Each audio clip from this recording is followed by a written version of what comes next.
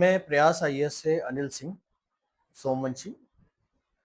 जैसा कि हम लोग जानते हैं कि 12th का रिजल्ट आ गया है। सीबीएसई हो, आईसीएसई बोर्ड हो या एमपी बोर्ड हो, ग्वालियर के सभी बच्चों ने यहाँ बहुत अच्छा परफॉर्म किया है। कुछ बच्चे ऐसे हैं जो 99% तक स्कोर किए हैं।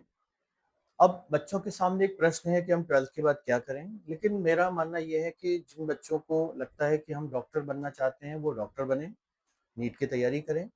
जिन बच्चों को लगता है कि हम इंजीनियरिंग फील्ड्स में जाएं वो आईआईटी की तैयारी करें, और नीट और आईआईटी की तैयारी करते हुए वो चाहे तो यूपीएससी की तैयारी भी कर सकते हैं। और जैसे ही उनका ये क्लियर होता है, मेडिकल और उनका इंजीनियरिंग क्लियर होता है, वो आईआईटी वो यूपीएससी के एग्जाम्स को दे सकते हैं और आराम से जो है यूपीएससी के एग्जाम्स भी क्लियर कर सकते हैं।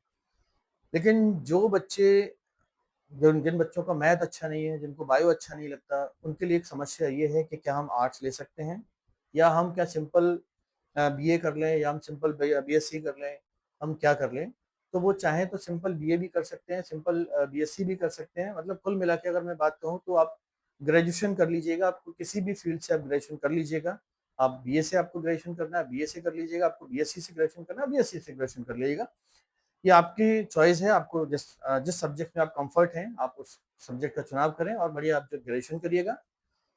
बट हाँ, ग्रेजुएशन के साथ आप एक तैयारी भी करिएगा, क्योंकि आगे चल के हमें भी प्रशासनिक अधिकारी बनना है, उस फील्ड में जाना है। तो अगर आप ग्रेजुएशन कर रहे हैं और ग्रेजुएशन करने के साथ-साथ आप 3 साल तैयारी भी करिएगा, आप यूपीएससी की तैयारी कर सकते हैं, एमपीपीएससी की तैयारी कर सकते हैं, एसएससी की तैयारी कर सकते हैं। लेकिन मेरा मानना ये है कि आप थोड़ा-सा बड़ी तैयारी करते हैं। अगर आप यूपीएससी की तैयारी करते हैं तो आपके लिए स्टेट्स के पीएससी निकालना थोड़ा आसान रहेगा, एसएससी निकालना थोड़ा आसान रहेगा, रेलवे निकालना थोड़ा आसान रहेगा। और एक बड़ी नौकरी की तैयारी जब हम करते हैं तो हमारा एक कॉन्फिडेंस लेवल भी थोड़ा हाई रहता है। और स्वाभाविक सी बात है, जो हम बड़ी सेवाओं की, बड़ी नौकरियों की या यूपीएससी जैसे एग्जाम की जब हम तैयारी करते हैं और ऐसे एग्जाम्स में जब हम क्लियर करते हैं तो हम सीधे कलेक्टर कमिश्नर जैसी पोस्टों पे पहुंचते हैं। और इनकी सैलरी भी अगर हम लोग देखें तो 1 लाख 1.5 लाख के आसपास इनकी सैलरी होती है। और इसकी तैयारी भी अगर हम लोग देखें तो ग्रेजुएशन के साथ इसकी तैयारी शुरू हो जाती है। बहुत से बच्चे ऐसे हैं जो 10th और 12th से जो है इसकी तैयारी शुरू कर देते हैं। तो मैं उन ग्रेजुएशन वाले बच्चों से कहना चाहता हूँ कि वो ग्रेजुएशन के साथ इस तैयारी को जारी रखें। और इस तैयारी को जारी रखने से हमारा ये फ़ायदा है कि हो सकता है कि हम 21 साल की एज में, क्योंकि इसमें मिनिमम जो एज लिमिट है वो 21 साल है। क्योंकि आप 21 साल से पहले आप ये एग्ज़ाम दे नहीं पाएँगे, ग्रेजुएशन से पहले आप ये एग्ज़ाम दे नहीं पाएँगे। तो बेहतर है कि जब तक हम ग्रेजुएशन कर रहे हैं तो हम 3 साल उसकी तैयारी करिएगा। तो जब आप 3 साल यूपीएससी की तैयारी करते हैं तो आप ये समझ के देखिएगा कि यूपीएससी जैसा जब हम एग्जाम की तैयारी करते हैं तो हमारे लिए स्टेट एग्जाम को थोड़ा-सा आसान हो जाएगा, हमारे लिए एसएससी थोड़ा-सा आसान हो जाएगा, हमारे लिए रेलवे थोड़ा आसान हो जाएगा। तो जब हमें 3 साल तैयारी करना ही है, 21 साल से पहले हम कोई एग्जाम दे नहीं सकते, तो बेहतर है हम एक 3 साल जीएस की तैयारी करें, 3 साल हम मैथ की तैयारी करें, रीजनिंग की तैयारी करें, 3 साल इंग्लिश की तैयारी करें। तो आपके लिए एक बेहतर अ, सर्विसेज़ की जो श्रृंखला है वो खुल रही है। आप यूपीएससी में भी जा सकते हैं, आप एमपीपीएससी में भी जा सकते हैं। आप तो मेरा मानना ये है, आप केवल एसएससी की तरफ मत जाइएगा। आप यूपीएससी की तैयारी करिएगा, आपकी सारी एग्ज़ाम्स की सारी लाइनें खुल जाएँगी, आप एमपीपीएससी में भी जा सकते हैं, एसएससी में भी जा सकते हैं।